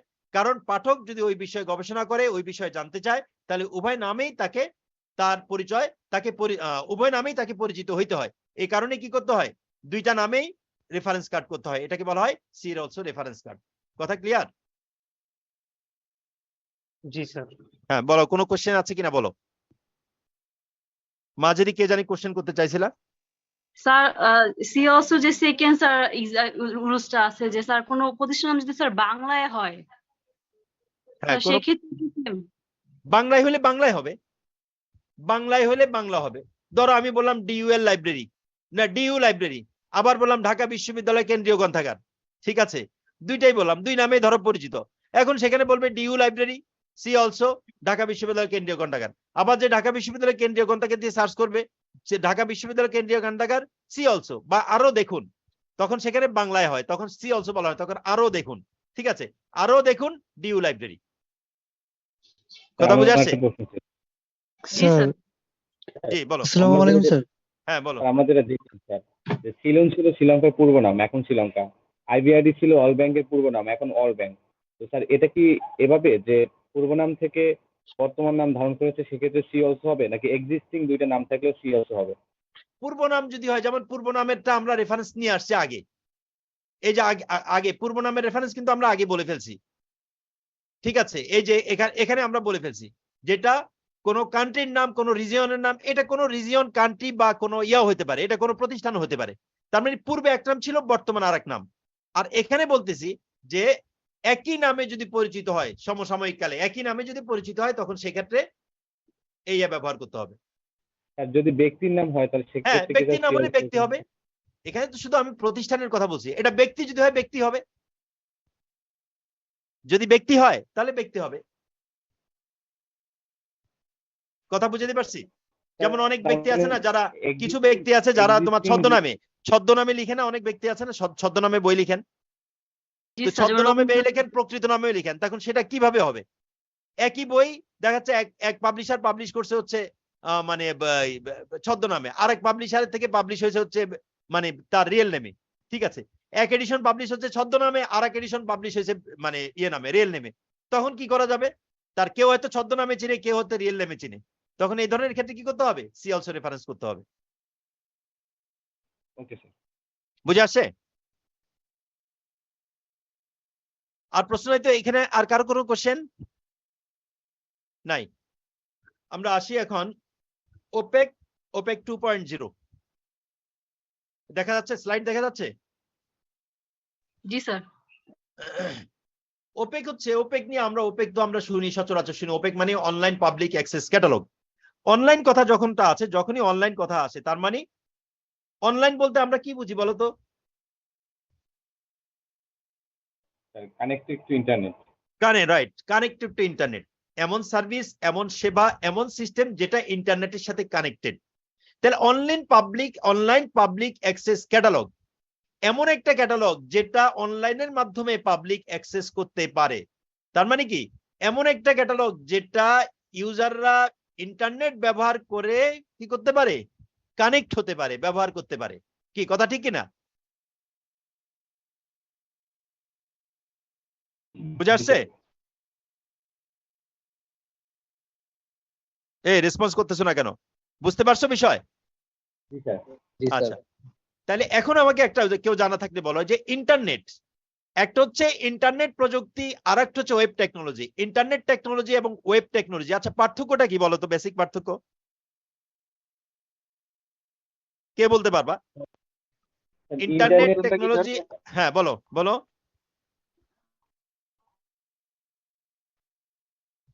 হ্যাঁ বলে ফেলো, ভুল হইলে হইলো আর কি, ভুল আচ্ছা হইলে স্যার, আমি জাস্ট নর্মালি বলতেছি যে ইন্টারনেট টেকনোলজি যদি আমি বলি, তাহলে আমি ফুল ইন্টারনেট ফ্যাসিলিটিস আমরা যেগুলো পাই ওই টেকনোলজি ইউজ করে আমরা যেসব কাজ করে থাকি। আর ওয়েব টেকনোলজি হচ্ছে আমাদের শুধুমাত্র স্পেসিফিক ওয়েবসাইট নিয়ে আমাদের যে কাজ কারবার, এরকম কোনো ডিফারেন্স নাকি স্যার? একাংশ হয়েছে।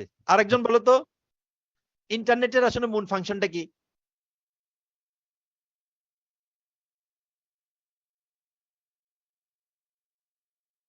কি পারবা না কেউ? ইন্টারনেট তো স্যার হচ্ছে অনেকগুলো স্যার নেটওয়ার্কের কানেকশন, যেটা হচ্ছে ওয়েব সার্ভারের মধ্যে থাকে। নেটওয়ার্কের কানেকশন কিছুটা আংশিক হয়েছে। ইন্টারনেটের ফাংশনই হচ্ছে কানেক্টিভিটি এনশিওর করা। কি করা? কানেক্টিভিটি এনশিওর করা। আমি এখানে বসে আছি, আমি আমেরিকান লাইব্রেরি অ্যাসোসিয়েশনে আমি ঢুকতে চাচ্ছি, ঠিক আছে? এই যে আমেরিকান লাইব্রেরি অ্যাসোসিয়েশনে ঢুকতে চাচ্ছি, তাদের অফিসিয়াল ওয়েব পেজে আমি ঢুকতে চাচ্ছি। এখন ঢুকবো যে, এই ঢুকার জন্য আমাকে রাস্তা করে দিবে কে? কানেক্টিভিটি এনশিওর করবে কে? এই কানেক্টিভিটি যে এনশিওর করবে, এই এনশিওর করার কাজটা, কানেক্টিভিটি এস্টাবলিশ করা, কানেক্টিভিটি সেট আপ করা, এই কাজটাই করে হচ্ছে ইন্টারনেট। কথা কি বুঝতে পারছি? জি স্যার। আর ওয়েব টেকনোলজির কাজ হচ্ছে কানেক্টিভিটি এনশিওর করার পরে আমাদের সামনে যেটা দৃশ্যমান হয়, ভিজুয়াল মোডে যেটা দৃশ্যমান হয়, সেটা হচ্ছে কি? Web technology. বুঝে আসছে? ওটা কিছু ইন্টারফেস। Interface, right. আমরা যে ইন্টারফেসটা আমাদের সামনে ওপেন হয়, ইউজার ইন্টারফেস ওপেন হয়, সেটাই হচ্ছে কি? Web page. আমরা এইজন্যই তো এটাকে বলি কি? Web page, website. Web technology যখনই আসে তখনই আমরা এটাকে কি বলি? ওয়েবসাইট বলি, ওয়েব পেজ বলি, রাইট? এন্ড ওয়েবসাইটে ঢুকি আর ওয়েব পেজে ঢুকি। ওয়েবসাইটে ঢুকলে ওই সাইটের মধ্যে অনেকগুলো পেজ থাকে, আর ওয়েব পেজে ঢুকলে নির্ধারিত ওই সাইটের মধ্যে কোনো একটা নির্ধারিত পেজে ঢুকলাম। কি ঠিক কিনা? দেখো বুঝতে পারছো জি, কিনা? স্যার। তাই হ্যাঁ, এটা বুঝতে হবে। এটা না বুঝলে সামনের দিকে বাড়া যাবে না যে ওপেক 2.0 আসলে কি থেকে আসছে। তাহলে বুঝে গেল ইন্টারনেট প্রযুক্তি আর web technology, internet technology web technology মূলত এক না, বরং ওয়েব টেকনোলজিটা এটা জন্ম লাভ করেছে ইন্টারনেট টেকনোলজির উপরে ভিত্তি করে, ঠিক আছে? আর ইন্টারনেট টেকনোলজিটা প্রাণ সঞ্চারিত হয়েছে ওয়েব টেকনোলজির মাধ্যমে। বুঝে আসছে? ইন্টারনেট টেকনোলজিটা প্রাণ সঞ্চারিত হয়েছে কার মাধ্যমে? ওয়েব টেকনোলজির মাধ্যমে। যখন ইন্টারনেট ছিল, ইন্টারনেট যখন আবিষ্কার হয়, তখন কিন্তু আমাদের ইউজার ইন্টারফেস, আমরা যে গ্রাফিক্যাল ইউজার ইন্টারফেস আমরা দেখি, এখানে ক্লিক করতে পারি, এখানে বাটন গুলো দেখি, অপশন বাটন দেখি, বিভিন্ন ইন্টারফেসের বিভিন্ন কালারফুল অনেক কিছু দেখি, এগুলো কিন্তু কিছুই ছিল না, ঠিক আছে? যখন ইন্টারনেট ছিল, যখন আমরা স্টুডেন্ট ছিলাম, তখন ইন্টারনেট আবিষ্কার হয়েছে ঠিক, কিন্তু এই গ্রাফিক্যাল ইউজার ইন্টারফেস নামক কিছুই ছিল না। ওখানে কমান্ড লিখে লিখে দিতে হতো। তোমরা কেউ কি তোমাদের মধ্যে হয়তো অনেকেই জানো যে বায়োসে কেউ ঢুকছো? কম্পিউটারের বায়োস প্রোগ্রামিং এ ঢুকছো? স্যার ঢুকছি স্যার, বাট অত ডিপ কিছু জানি না, হ্যাঁ, টুকটাক আর কি আচ্ছা, কাজ। ঢুকলেই হবে। হ্যাঁ, ঢুকার পর ধরো যে ইন্টারফেসটা আছে, জি আমরা যে সাধারণত যে সফটওয়্যার গুলো ব্যবহার করি, এই ইন্টারফেসের সাথে ওই ইন্টারফেসের কি ন্যূনতম কোনো মিল আছে? না স্যার, ডিফারেন্স অনেক কিছুই পার্থক্য। মিল নেই, জি ঠিক স্যার। আছে না? তার ভিজুয়ালিটির কোনো মিল আছে? না স্যার। কোনো কিছুই কিন্তু মিল নাই সেখানে, ঠিক আছে? সেখানে একটা আমাদের যে কার্সর যেরকম করে এখানে মধ্যে, ওখানে কি একই রকম কার্সর ইয়ে করে? না স্যার। করে না। আর এখানে আমরা ক্লিক করে কাজ করি, ওখানে কি ক্লিক করে কাজ করা যায়? না স্যার। লিখে লিখে কাজ করতে হয়, ঠিক আছে না? স্যার কিছু এ- অ্যাডভান্স বায়োসে মনে হয় স্যার এখন একটু ক্লিকের এখন হ্যাঁ, সুবিধাটা রাখছে বর্তমানে। এখন হয়তো আসতে পারে, এখন আসতে জি পারে। স্যার, হ্যাঁ, আমারটা ঠিক আছে, জি স্যার এটা ওরকম থাকে। সেটা আমাদের ইউজার ইন্টারফেস লেভেলে চলে আসছে সেটা। কিন্তু আগের যে মূলত যে রোম কে কন্ট্রোল করার জন্য যে তখন অনলি সিস্টেমটা, টাইপিং এর ব্যাপারটা হ্যাঁ, ছিল। এই রোম কে কন্ট্রোল করার জন্য মূলত সবচেয়ে পাওয়ারফুল যে প্রোগ্রামটা, এটা এখনো কিন্তু আমাদের সেই ডজ মোডে রয়ে গেছে। এটা কিন্তু ডজ মোডে চলে, ডজ অপারেটিং সিস্টেমে, জি স্যার। ঠিক আছে? এটা পাওয়ারফুল, কারণ ওখানে সাধারণত সহজে ব্রেক করতে পারে না। এই ডজ মোডে যে ফাংশন গুলো থাকে, এখানে কোনোভাবেই কোনো ধরনের তোমার ভাইরাস অ্যাটাক করতে পারে না। ভাইরাসের আবিষ্কার হয়েছে কিন্তু উইন্ডোজের পর পর, উইন্ডোজ যখন আসে তখনই কিন্তু ভাইরাসের আবিষ্কার হয়েছে, ঠিক আছে? অ্যাটাক করতে পারতেছে কারণ সব দেখা যাচ্ছে ওখানে। আচ্ছা, যাই হোক, তাহলে ইন্টারনেট প্রযুক্তি যখন আসছে তখন কিন্তু ওয়েব আসে না, ওয়েব টেকনোলজি আসছে কিন্তু 80-র দশকে, ঠিক আছে? ওয়েব টেকনোলজি আসছে কিন্তু 80-র দশকে, ওয়েব টেকনোলজি আসছে, কিন্তু ইন্টারনেট কিন্তু চলে আসছে 1960-তে ইন্টারনেট প্রযুক্তি চলে আসছে। তখন কমান্ড লিখে লিখে সে ইন্টারনেটের কাজ করতে হতো। কিছুদিন যাওয়ার পরে সেটা আবার আসছে, কমান্ড ড্রাইভেন থেকে চলে আসছে মেনু ড্রাইভেন। কিন্তু মেনু ড্রাইভেন হলো সেটা আমরা ডজ মোডে যেমন দেখি বিভিন্ন মেনু আছে না? মেনু জি আছে তো, মেনু। কিন্তু আগে প্রথম যখন সফটওয়্যার গুলো ছিল সেখানে ইন্টারনেট ব্যবহার করে তো পরিপূর্ণ কোনো মেনু ছিল না, সেখানে কমান্ড লিখে লিখে করতে হতো। যেমন এই কমান্ড লিখে লিখে কিন্তু আমরা কাজ করছি, ওয়ার্ড পারফেক্টে কাজ করছি, তারপরে ওয়ার্ড স্টারে করিনি, ওয়ার্ড পারফেক্টে করছি, ফক্স প্রোতে করছি, ডিভেজে করছি, লোটাসে করছি। এখন যে তোমরা এক্সেল ব্যবহার করো সেটা ছিল লোটাস, তারপরে অ্যাক্সেস ব্যবহার করো সেটা ছিল ডিভেজ, ঠিক আছে? এখন যে আমরা এমএস ওয়ার্ড ব্যবহার করি সেটা ছিল তোমার ওয়ার্ড পারফেক্ট। এগুলোতে আমরা কাজ করছি তখন স্টুডেন্ট লাইফে, কমান্ড লিখে লিখে সেখানে কাজ করছি, সেখানে কোনো ধরনের তোমার মেনু ছিল না। পরবর্তীতে আসছে সেটা কমান্ড ড্রাইভেন থেকে আসছে মেনু ড্রাইভেন। মেনু ছিল বর্তমান যেমন ডজ মোডে আমরা বায়োসে ঢুকলে মেনুগুলো পাই, এই ধরনের মেনু ড্রাইভেন ছিল, ঠিক আছে? কিন্তু গ্রাফিক্যাল ইউজার ইন্টারফেস আসছে তার বহু পরে, এর দশকে এসে গ্রাফিক্যাল ইউজার ইন্টারফেস আসছে। তার মানে এখান থেকে আমরা ক্লিয়ার হতে পারলাম ইন্টারনেট টেকনোলজি আর ওয়েব টেকনোলজি মূলত কি এক না। কি ক্লিয়ার কিনা? জি স্যার। জি স্যার। আচ্ছা, তাহলে আমরা এটা বুঝতে পারলাম ক্লিয়ার যে এটা ইন্টারনেট টেকনোলজি এবং ওয়েব টেকনোলজি এক না। এখন আমরা আসি আগাই। তাহলে ওপেক হচ্ছে অনলাইন পাবলিক অ্যাক্সেস ক্যাটালগ, এমন ধরনের ক্যাটালগ যেটা অনলাইন ব্যবহার করে অনলাইনের মাধ্যমে কোনো পাবলিক মানে কোনো ইউজার যে ক্যাটালগ সিস্টেমে প্রবেশ করতে পারে সেটাকে আমরা ওপেক বলি। এটার প্রণেতা কারা? এটার প্রণেতা মূলত দুইজন, একটা হচ্ছে Frederick G Kilgour and Henriette Davidson Avram. Frederick G Kilgour উনি ছিলেন মূলত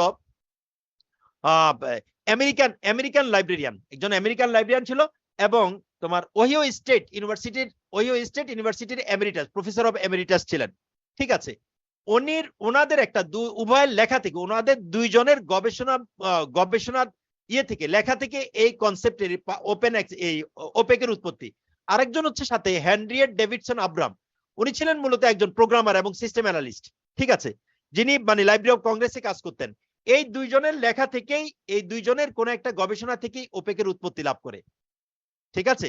এবং এটা although a handful and experimental system existed as early as the 1960s, but the large scale OPEC was first introduced to the patron at Ohio State University in 1975. যদিও 1960s এ এটা ওপেকটা আসছে, ওপেকের concept জন্ম লাভ করে, কিন্তু এটা 1975 সনে এটা ওহিও স্টেট ইউনিভার্সিটিতে এটার কি ব্যবহার শুরু হয়, কি বুঝে আসছে? এবং ডালাস পাবলিক লাইব্রেরিতে 1978 সনে তার ব্যবহার শুরু হয়, এবং বহুলভাবে এটা ব্যবহার শুরু হয় কাম ইনটু ইউজ 1981 সনে। কথা বুঝে আসছে? জি স্যার। 1960-এ জন্ম লাভ করে ফ্রেডেরিক জে কিলগার এবং হেনরিয়েট ডেভিনসন আব্রাহামের লেখা থেকে, ওনাদের গবেষণা থেকে এই ওপেক কনসেপ্ট তৈরি হয়, এবং এটা লার্জ স্কেলে ওহিও স্টেট ইউনিভার্সিটিতে এটার ব্যবহার শুরু হয় 1975 সনে, এবং ডালাস পাবলিক লাইব্রেরিতে ব্যবহার শুরু হয় 1978 সনে, এবং বহুলভাবে এটা প্রচারিত, বহুলভাবে সেটা ব্যবহার শুরু হয় 1900 কত সনে? 81-তে। কত সনে? 81 শুরু হয়। এখানে এই দুই ভদ্রলোকের একটু সংক্ষিপ্ত আমরা পরিচয় এখানে দিয়েছি, এটা আমরা আলোচনা করবো না, তোমরা দেখে নিও, আমরা তো বলে দিয়েছি এটা। এখন আসে ওপেকটা কি। ওপেক কনসেপ্ট আমি বলছিলাম, ওপেক মানে অনলাইন পাবলিক অ্যাক্সেস ক্যাটালগ, এবং ক্যাটালগিং পদ্ধতি, এবং এমন একটা access tool and resource guide. Access tool কেন? কারণ ওপেকের মাধ্যমেই সে রিসোর্সের মধ্যে অ্যাক্সেস করে। আবার রিসোর্স গাইড কেন? Resource guide of collection of A library, কারণ কোন লাইব্রেরি কালেকশনে দূরবর্তী রিমোট এরিয়ার কোন লাইব্রেরিতে ঢুকতে গেলে কিভাবে ঢুকতে হবে ওপেক তাকে গাইড করে সেখানে নিয়ে যায়। ঠিক আছে, এজন্য কম্পিউটার বেস ক্যাটালগ সিস্টেম বলা যায়, অ্যাক্সেস টুল বলা যায়, রিসোর্স গাইড বলা যায়। Catalogue system, access tool, resource guide. কিসের catalogue system, access tool, resource guide? To the collection of a library or libraries which provides bibliographical data in machine readable form and can be searched interactively on a computer terminal by users. তাহলে ওপেকের definition দিতে গিয়ে বলা হচ্ছে opaque হচ্ছে এমন ধরনের system এবং এমন ধরনের অ্যাক্সেস টুল এবং রিসোর্স গাইড যেটা অন্য কোন লাইব্রেরি সংগ্রহে প্রবেশের, মানে আমরা বলতে পারি সহজভাবে অন্য কোন লাইব্রেরির সংগ্রহে প্রবেশের একটা ক্যাটালগ পদ্ধতি, অথবা প্রবেশের অ্যাক্সেস টুল, অথবা রিসোর্স গাইড। যে গ্রন্থাগারগুলো তাদের গ্রন্থগুলোকে বিবলিওগ্রাফিক ডেটা আকারে মেশিন রিডেবল ফর্মে তারা কি করে, সেখানে সংরক্ষণ করে। এই যে যে বিবলিওগ্রাফিক ডেটার মধ্যে ডেটাকে কি করা হয়, ইন্টারেক্টিভলি সার্চ করা হয় কম্পিউটার টার্মিনালের মাধ্যমে। আমি কথা কি বুঝতে পারছি? একটু কমপ্লিকেটেড হয়ে গেল। মানে যে ওপেক হচ্ছে এমন ধরনের সিস্টেম যে সিস্টেমের মাধ্যমে কোন লাইব্রেরির সংগ্রহশালায় প্রবেশ করতে পারে, যে সকল লাইব্রেরির সংগ্রহগুলো বিবলিওগ্রাফিক ডেটাকে কি করে, মেশিন রিডেবল ফর্মে কি করে, তারা সংরক্ষণ করে। যে সংরক্ষিত বিবলিওগ্রাফিক ডেটাগুলোকে ইন্টারেক্টিভলি সার্চ করতে পারে ইউজাররা, কিসের মাধ্যমে, কম্পিউটার টার্মিনালের মাধ্যমে। am I clear? Yes sir. and interactively search কেন বলা হয়? কারণ আমরা যদি ক্যাটালগ কার্ড দিয়ে সার্চ করি, দেখো আমরা ডাইরেক্ট রেসপন্স কিন্তু আমরা পাই না, ইনস্ট্যান্ট আমরা রেসপন্স পাই না স্যার, পাই না। কিন্তু আমরা যদি ডেটাবেজে সার্চ করি ইনস্ট্যান্ট রেসপন্স পাই কিনা? কমান্ড দেওয়ার সাথে সাথে রেসপন্স করতেছে, যদি থাকে বলা ইয়েস আছে এটা, আর যদি না থাকে বলা হচ্ছে ডেটা মিসম্যাচ, অথবা ডেটা নট ফাউন্ড, অথবা ডকুমেন্ট নট ফাউন্ড, বা document is not in the stock now. যে কোনো আমাকে ফিডব্যাক দেয় তো, ইনস্ট্যান্ট ফিডব্যাক দেয় তো, এজন্য এটাকে বলা কি ইন্টারেক্টিভ। কথা বুঝে আসছে? জি স্যার। আচ্ছা, লাইব্রেরি অফ কংগ্রেস যে ডেফিনিশন দিয়েছে এটা আমরা বলবো না, এটা তোমরা দেখে নিও। এটা ওপেকের পারপাসটা কি? ওপেকের পারপাস হচ্ছে, উদ্দেশ্য হচ্ছে টু লোকেট ডকুমেন্টস, কোন ডকুমেন্টকে লোকেট করা, কোথায় কোন ডকুমেন্ট আছে সেটাকে লোকেট করা, তার অবস্থান নির্ণয় করা। To know about a document without physically visiting the library, কোন লাইব্রেরিতে গ্রন্থাগারে ফিজিক্যালি ভিজিট করা ছাড়া, সশরীরে সেখানে যাওয়া ছাড়া, গমন করা ছাড়া কোন ডকুমেন্ট সম্পর্কে জানা, একটা উদ্দেশ্য। আরেকটা উদ্দেশ্য to find out if A document is available in the library, আমি যে ডকুমেন্টটা খুঁজতেছি, যে গ্রন্থটা খুঁজতেছি, দূরবর্তী ওই গ্রন্থাগারে আসলেই এই ডকুমেন্টটা আছে কিনা, অ্যাভেলেবল কিনা, এটা কি খুঁজে বের করা। ঠিক আছে।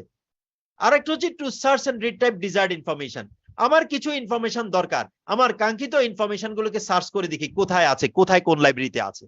এগুলো হচ্ছে ওপেকের কি বেসিক উদ্দেশ্য। তাহলে কি বললাম বেসিক উদ্দেশ্য? এখানে আমরা বলছিলাম চারটা, আর উদ্দেশ্য আছে, বেসিক হচ্ছে চারটা। ডকুমেন্টকে লোকেট করা, কোন ডকুমেন্ট কোথায় আছে তার অবস্থান নির্ণয় করা, ফিজিক্যালি ভিজিট করা ছাড়া কোন ডকুমেন্ট সম্পর্কে জানা।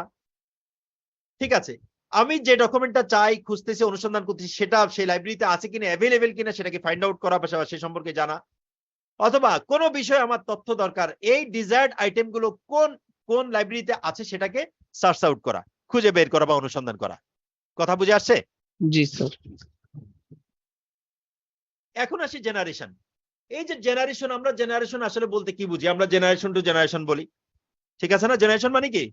প্রজন্ম, তাই না? প্রজন্ম। নেক্সট জেনারেশন বলি, এখন বর্তমান জেনারেশন, যে আমরা সময় এক জেনারেশন, আমাদের পর আরেক জেনারেশন আসছে, এখন হচ্ছে তোমরা হচ্ছে লেটেস্ট জেনারেশন। ঠিক আছে, লেটেস্ট জেনারেশন, তোমাদের আগে যারা আছে তারা যা পেয়েছে, তারা যা ফেস করছে, তোমরা এখন ফেস করতেছ না, তোমরা আরো অ্যাডভান্স টেকনোলজি আসো। তারা চিন্তাও করতে পারেনি অ্যাডভান্সে ছিলাম, আবার তাদের আগে আমরা ছিলাম, আমরাও চিন্তা করতে পারিনি বর্তমান প্রযুক্তি এরকম লাভ করবে। ঠিক আছে, তার মানে স্টেজ বাই স্টেজ এটা। তদ্রূপ এই যে ওপেক, ওপেক একসময় আমি বলছিলাম যে একসময় ছিল কি মেনু, একসময় ছিল কমান্ড ড্রাইভেন, তারপরে আসছে মেনু ড্রাইভেন, এরপরে মেনুটা চলে আসছে গ্রাফিক্যাল ইউজার ইন্টারফেস ড্রাইভেন। ঠিক আছে, একসময় কমান্ড লিখে কাজ করতে হতো, এরপরে কমান্ড লিখে আর কাজ করতে হয় না, মেনু আসছে, মেনুকে আমরা অ্যারো বাটন দিয়ে ক্লিক করে করে সেটা যথাস্থানে এনে এন্টার প্রেস করে আমরা কাজ করছি। কিন্তু বর্তমানে এসে আমরা সেটাকে আবার এন্টার প্রেস করে ওইটাও করতে হয় না, আমরা সরাসরি কি করতেছি, আমরা সরাসরি ক্লিক করে করে মাউস দিয়ে ক্লিক করে করে কাজ করতেছি। আমাদের সময় কিন্তু মাউস ছিল না, আমরা স্টুডেন্ট ছিলাম যখন, তখন কিন্তু মাউস আসে নাই। মাউস আসছে মূলত যখন উইন্ডোজ আবিষ্কার হয়েছে, তখন মাউস আসছে, মাউসের কাজ আসছে। বুঝে আসছে? জি স্যার। এটা এই যে স্টেজ বাই স্টেজ ডেভেলপমেন্ট, এই ডেভেলপমেন্ট স্টেজের প্রত্যেকটা স্টেজকে এক একটা জেনারেশন বলা হয়। ঠিক আছে, কি বলা হয়? প্রত্যেকটা স্টেজকে এক একটা জেনারেশন বলা হয়। কথা বুঝে আসছে? জি স্যার। আচ্ছা, এই জেনারেশন গুলো সাধারণত মোটামুটি বিভিন্ন, যে কোথাও 4টা জেনারেশনে ভাগ করছে, কোথাও 5টা জেনারেশন, কোথাও 8টা জেনারেশন। আমার বইতে দেখবা আমি 8টা জেনারেশনে সেখানে নিয়ে আসছি। মূলত বেসিক হচ্ছে 3টা generation, first generation, second generation, third generation. এই থার্ড জেনারেশন থেকে শুরু করে এই থার্ড জেনারেশনের আপগ্রেড লেভেল গুলো হচ্ছে বর্তমানে আমরা যে আসতেছি থার্ড জেনারেশন। কারণ থার্ড জেনারেশনে এসেই মূলত ওপেক 2.0 কাজ শুরু, ওয়েব টেকনোলজি চলে আসছে। এই ওয়েব টেকনোলজির উপর বিভিন্ন ডেভেলপমেন্ট গুলো আসতেছে, এখন এই বিভিন্ন ডেভেলপমেন্ট গুলোকে আবার বিভিন্ন জেনারেশনে ভাগ করে ফেলতেছে। এইভাবে 8টা জেনারেশনে চলে আসছে। তো জেনারেশন গুলো তোমরা দেখে নিও, জেনারেশন গুলো আমরা সময় নষ্ট করবো না, জেনারেশন গুলো দেখে আমরা চলে আসি ওপেক 2.0।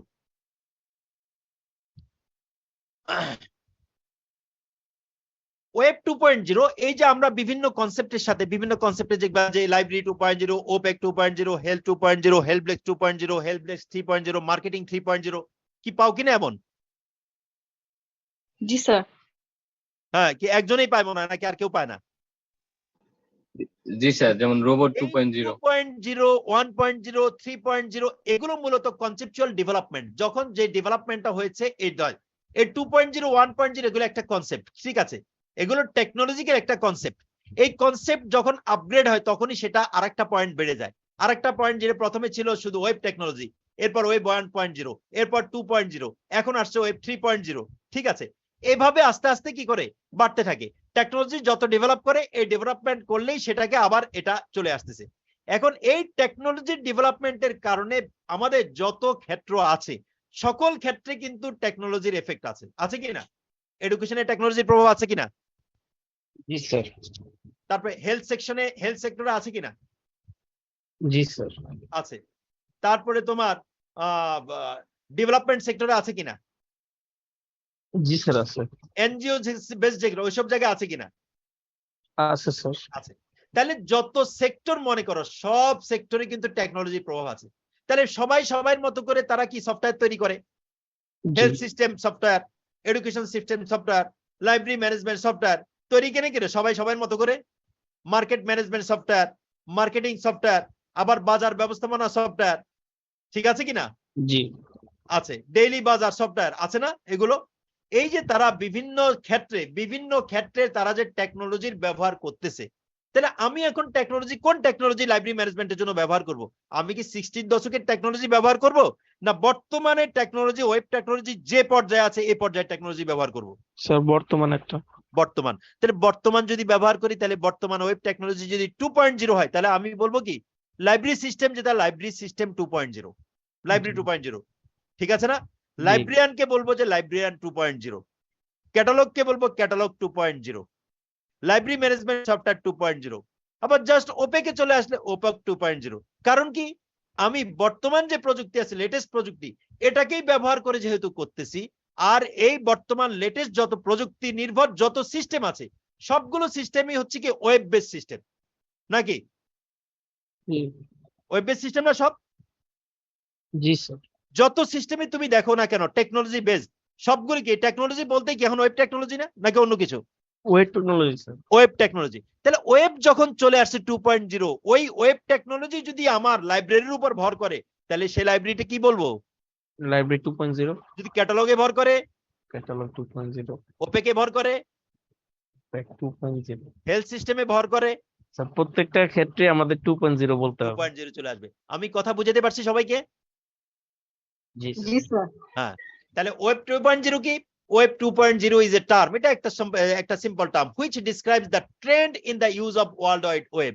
যে world wide web, world wide WWW এর ইউজের যে ট্রেন্ডটা, ইউজের যে ধারা, ক্রমধারাটা আছে, এই একটা ক্রমধারা হচ্ছে ওয়েব 2.0। যে ধারাটা আগে ছিল এটার ক্রমোন্নতি, যেটা ক্রমান্বয় হয়, বর্তমানে যে ধারা আসছে সেটা হচ্ছে ওয়েব 2.0। এবং ওয়েব ডিজাইন যে ধারায় ছিল, বর্তমান যে ধারায় আসছে ওইটা হচ্ছে ওয়েব 2.0। এটার এইম হচ্ছে কি? টু এনহ্যান্স ক্রিয়েটিভিটিকে বাড়ানো, ইনফরমেশন শেয়ারিং কে বাড়ানো, and most notably the collaboration among users. এবং সবচেয়ে নোটেবল বিষয় যেটা, সিগনিফিকেন্ট যেটা বিষয়, সেটা হচ্ছে কোলাবোরেশন অ্যামং ইউজার্স। ইউজারের কোলাবোরেশন এনশিওর করা। তোমরা কিছুদিন পূর্বে আগেও চিন্তা করো, এখন আমরা বিভিন্ন সফটওয়্যার দেখি, সফটওয়্যারের মধ্যে আমরা কিন্তু কমেন্ট করতে পারি কিনা? জি স্যার। আমার কমেন্টের উপর আবার আরেকজন কমেন্ট করে না? ওর কমেন্টের উপর একজন ডিসলাইক করে, আবার লাইক করে, ডিসলাইক করে কিনা? আবার এগুলো কে কয়টা কমেন্ট করলো, কমেন্টের পজিটিভ এবং নেগেটিভ, এগুলো আবার র‍্যাঙ্কিং হয়, কি হয় কিনা? জি স্যার, এরকমই তো হয়। এরকম হয় না? প্রত্যেকটা ওয়েব 2.0 টেকনোলজির যে সফটওয়্যার গুলো আছে, প্রত্যেকটার সাথেই এই জিনিসগুলো আছে। তার মানে কারা এটাই র‍্যাঙ্কিং গুলো করার সিস্টেম, কারা সেখানে কমেন্ট দেয়? যারা ব্যবহার করে, ব্যবহারকারীরাই তো, জি নাকি? স্যার। জি স্যার। যখন ওয়েব টেকনোলজি মূলত শুরু হয়েছে, তখন কিন্তু ব্যবহারকারীদের কোনো কোলাবোরেশন তার মধ্যে ছিল না। ব্যবহারকারী শুধু ব্যবহারই করতে পারত, কিন্তু সে যে এক্সপোজ করবে যে আপনার এখানে একটু ডিফেক্ট আছে, এটাকে একটু ইয়ে করা দরকার, এখানে একটা স্পেল মিস্টেক আছে, এই স্পেলিংটা কারেকশন করা দরকার, এখানে যে সিস্টেমে আপনি খোঁজ করার জন্য আপনি কোয়েরি সিস্টেমগুলো দিচ্ছেন, এই কোয়েরি সিস্টেমকে ডেভেলপ করে যদি এভাবে করা যায়, এটা মনে হয় ভালো হয়। ইউজারের পার্টিসিপেশন যদি থাকতে পারে, আমরা যদি কিছু কমেন্ট করতে পারতাম, তাহলে আমাদের দ্বারা আরেকজন উপকৃত হতো। ঠিক আছে, এটা করলে ভালো হয়। এই যে এগুলো আমি মতামত, ওপিনিয়ন শেয়ার করতে পারতেছি, এটা ওয়েব 2.0 এর বরকতেই কিন্তু আমরা শেয়ার করতে পারতেছি। ঠিক আছে, যদি ওয়েব 2.0 না আসতো তাহলে এটা করতে পারতাম না। তাহলে ওয়েব 1.0 তে কিন্তু আমরা যতটুকু এখন বর্তমান কোলাবোরেট করতে পারতেছি, ওয়েব 1.0 তে কিন্তু এতটুকু পর্যন্ত পার্টিসিপেট ইউজাররা কি করতে পারতো না? কোলাবোরেট করতে পারতো না। কথা বুঝে আসছে? ঢাকা বিশ্ববিদ্যালয় গ্রন্থাগারে যে আমাদের যে ওপেক আছে, ঢাকা বিশ্ববিদ্যালয় ওপেক, ঠিক আছে, ওখানে ঢুকে দেখো, তুমি সেখানে কমেন্ট করতে পারবা, তোমার সেখানে শেয়ারিং এর এগুলো আছে। ঠিক আছে, তাহলে আমরা বুঝলাম ওয়েব 2.0 আসলে কিছু না, এটা হচ্ছে এক ধরনের একটা টার্ম, যেটা আসলে ওয়ার্ল্ড ওয়াইড ওয়েবকে, ওয়েবের গতিধারাকে কি করে? এক্সপ্রেস করে, ডিসক্রাইব করে। এটা বর্তমান ক্রমোন্নতি কি, বর্তমান অবস্থা কি, এই ওয়ার্ল্ড ওয়াইড ওয়েবের গতিকেই বা গতিধারাকে বা ক্রমোন্নতিকে বা তার অবস্থাকে কি করে? বুঝায়। আর যেটার উদ্দেশ্য কি? উদ্দেশ্য হচ্ছে ক্রিয়েটিভিটি বাড়ানো। কারণ আগের ওয়েবসাইট গুলো বর্তমান ওয়েবসাইট গুলো ক্রিয়েটিভিটি কিন্তু ভিন্ন। ঢাকা বিশ্ববিদ্যালয়ের ওয়েবসাইট 1 বছর আগেরটা তুমি চিন্তা করো, যখন ব্যবহার করছো, বর্তমান তো আরো ডাইনামিক হয়ে গেছে না? হ্যাঁ স্যার। আরো ডাইনামিক হয়েছে কিনা? হয়েছে। তার আরো মানে কি? হতে থাকবে। ওয়েব 2.0 বরকতেই কিন্তু এটা ডাইনামিক হয়েছে আরো। ঠিক আছে, ইনফরমেশন শেয়ারিং কে বাড়ানো এবং ইউজার কোলাবোরেশন বাড়ানো, এটার উদ্দেশ্যই হচ্ছে ওয়েব 2.0 উদ্দেশ্য এটা। তাহলে web 2, the term 2.0 suffixed with different applications. একটা হচ্ছে প্রিফিক্স আর একটা হচ্ছে সাফিক্স। প্রিফিক্স মানে যেটা আগে থাকে, সাফিক্স মানে যেটা তার পরবর্তীতে দেওয়া, টার্মের শেষে দেওয়া হয়। তাহলে কোন টার্মের পরে, কোন অ্যাপ্লিকেশনের পরে যখন 2.0টা দিবে, যেমন two library which is known as library 2.0, লাইব্রেরির পরে যদি 2.0 দেওয়া হয়, ক্যাটালগ যদি ওয়েব 2.0 এর উপরে ভিত্তি করে করা হয়, তাহলে সেটা ক্যাটালগ 2.0 হবে। অ্যাকর্ডিংলি ওপেক যদি ওয়েব টেকনোলজি ওয়েব 2.0 এর উপরে ভিত্তি করে ওপেক তৈরি করা হয়, তাহলে সেটা হবে কি? ওপেক 2.0। তাহলে the term library 2.0 was first coined by, এখন এই যে লাইব্রেরি 2.0 প্রথম ইন্ট্রোডিউস করছে কি? মূলত প্রথম ইন্ট্রোডিউস করছে Michael Casey in his blog library crunch. Library crunch নামে 2005 সনে ওনার একটা ব্লগ ছিল, ওই ব্লগের মধ্যে লাইব্রেরি 2.0 প্রথম উনি আবিষ্কার করেছেন। ঠিক আছে, কেন? To refer to service which made the opportunities created by the web 2.0 specially the user participation, feedback, social networking etcetera. কেন এটা আবিষ্কার করছে? উনি বলছেন যে ওয়েব 2.0 ব্যবহার করে আমরা লাইব্রেরি 2.0 করতে পারি, লাইব্রেরিকে ওয়েব 2.0 ভিত্তিক করতে পারি। করলে তার মধ্যে সুযোগ সুবিধা যেটা থাকবে সেটা হচ্ছে ইউজাররা সেখানে পার্টিসিপেট করতে পারে, ইউজাররা ফিডব্যাক দিতে পারবে, সোশ্যাল নেটওয়ার্কিং এর যে কাজগুলো করা হয় ইউজাররা সেই কাজগুলো ওয়েব 2.0 এর মধ্যেই তারা করতে পারবে। কথা বুঝে আসছে?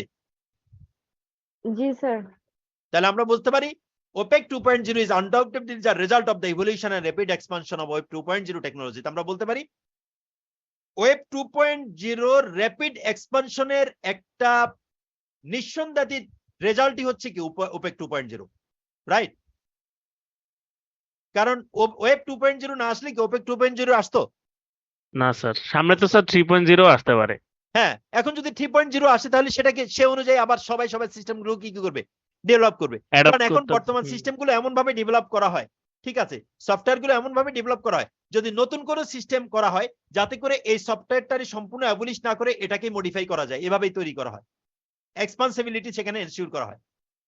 ঠিক আছে, তাহলে নতুন টেকনোলজি যখন আসবে নতুন টেকনোলজির সাথে এটাকে অ্যাবজর্ব করে দেওয়া হবে, কিছু কমান্ড চেঞ্জ করে ভিতরে বুঝে আসবে, তখন হয়ে যাবে কি, তখন হয়ে যাবে OPEC 3.0। কথা ক্লিয়ার? জি স্যার। আচ্ছা, এই OPEC 2.0 হওয়ার জন্য তিনটা স্যার আজকে আর না। কয়টা বাজে? 10টা স্যার। 10টা। আরেকটু সামান্য এই করি। OPEC 2.0 হওয়ার জন্য তিনটা এলিমেন্ট দরকার, তিনটা এসেনশিয়াল থিং সেখানে দরকার। নাম্বার 1 হচ্ছে web technology, number 2 computer networking technology, number 3 হচ্ছে কম্পিউটার রিডেবল ক্যাটালগ। তাহলে OPEC 2.0 হওয়ার জন্য কয়টা এলিমেন্ট দরকার? তিনটা। Number 1 web technology, number 2 computer networking technology, number 3 computer readable catalogue. তাহলে ওয়েব টেকনোলজির কাজ কি? HTML, কেউ হয়তো HTML ASP তোমরা কেউ পারো, নিজেরা ব্যক্তিগতভাবে হয়তো পারো। XML, এটা দিয়ে কি করা হয়? HTML ASP XML এগুলো দিয়ে কি করা হয়? ওয়েব পেজ ডেভেলপ করা হয়, তাই না? জি স্যার। তাহলে জি, ওয়েব স্যার। পেজ যেহেতু OPEC 2.0 মানে হচ্ছে ওয়েব টেকনোলজি বেসড, ঠিক আছে, তার মানে ওয়েব পেজ লাগবে, ওয়েবসাইট লাগবে, ঠিক আছে না? তাহলে প্রথমত ওয়েব টেকনোলজি সেখানে লাগবে। নাম্বার 2 কম্পিউটার নেটওয়ার্কিং টেকনোলজি, যেটা দিয়ে আমার ইন্টারনেট কানেক্টিভিটি এনশিওর করা হয়, ল্যান হোক, ওয়ান হোক, ইন্টারনেট হোক, যেটাই হোক না কেন, ইন্টারনেট কানেক্টিভিটি এনশিওর করার জন্য কম্পিউটার নেটওয়ার্কিং টেকনোলজি লাগবে। 3 নাম্বার কম্পিউটার রিডেবল ক্যাটালগ, আমি যে নেটওয়ার্কিং টেকনোলজি ব্যবহার করে ডেটা শেয়ার করব, ডেটা ইউজ করব, ইউজাররা সেটাকে দেখবে দূরবর্তী টার্মিনাল থেকে, সেটার জন্য কিসে দেখবে? সেটা একটা ক্যাটালগের ফরম্যাট তো সেখানে থাকবে। তাহলে কোন ধরনের catalogue format? Card catalogue format তো না, সেটা থাকবে মেশিন রিডেবল ফরম্যাটের ক্যাটালগ সেখানে থাকতে হবে, ঠিক আছে? তাহলে যদি শুধুমাত্র OPEC হয় সেক্ষেত্রে ওয়েব টেকনোলজি থাকবে না, সেখানে থাকবে শুধুমাত্র 2 আর 3। আর যদি OPEC 2.0 হয় তাহলে তিনটা এলিমেন্ট ওয়েব টেকনোলজি অতিরিক্ত সেখানে লাগবে। কথা ক্লিয়ার? জি স্যার। কি আর আর আর বলবো না? না স্যার, আজকে এই পর্যন্ত থাকুক স্যার, 10টা বেশি গেছে তো। আচ্ছা ঠিক আছে, আমি তো ভাবছি আজকে এটা শেষ করবো। স্যার সমস্যা নেই স্যার, নেক্সট ক্লাসে ইনশাআল্লাহ। আচ্ছা, সবাই বুঝতে পারছো? জি স্যার। একজন ফাহাদি বুঝছে, আর কেউ বুঝে নাই। জি স্যার, মোটামুটি বুঝতে পারছি। এই যে মোটামুটি কেন, তাহলে কোথায় স্যার অনেকেই বুঝছে স্যার, হয়তো সবাই বলতেছে না। হ্যাঁ না, এই যে মোটামুটি বললো, তুমি যে মোটামুটি বললা, কোথায় বুঝে নাই বলো? সবই বোঝা গেছে না স্যার, বিষয় হচ্ছে কি আমাকেও তো বাসায় পড়তে হবে, তখন আরো মানে কনসেপ্ট আরো ক্লিয়ার হয়ে যাবে। আচ্ছা কারণ আচ্ছা, স্যার আমি দেখতেছি যে আপনার স্লাইডের সাথে বইয়ের মানে একটু ভিন্নতা আছে। আমি বললাম না, স্লাইড যখন তৈরি করি তখন তো আবার কিছু পরিবর্তন সেখানে আসে, ঠিক আছে, সামান্য। এটা থিমের কোনো পরিবর্তন নাই, হয়তো ভাষাগত কিছু পরিবর্তন থাকতে পারে, থিমের কোনো পরিবর্তন নাই। মেইন যেই পারপোজ বা থিম ওইটা তো সেম থাকে। হ্যাঁ, মেন এটাই, ভাষাগত হয়তো কিছু পরিবর্তন থাকতে পারে সেখানে, ঠিক আছে। আচ্ছা ঠিক আছে, তাহলে আমরা ইয়ে করি, রোল কল দেখা যাচ্ছে? রোল ইয়াসিন? না স্যার, দেখা না যাচ্ছে। স্যার। ও দেখা যায় না, আচ্ছা আচ্ছা আচ্ছা,